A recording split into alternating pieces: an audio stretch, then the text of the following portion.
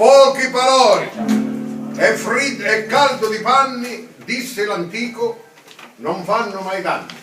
Ed io che sogno un cantastorie serio, onori voglio fare a sto ditterio. Perciò auguro a tutti, senza inganno, la buona sera e buon principio d'anno.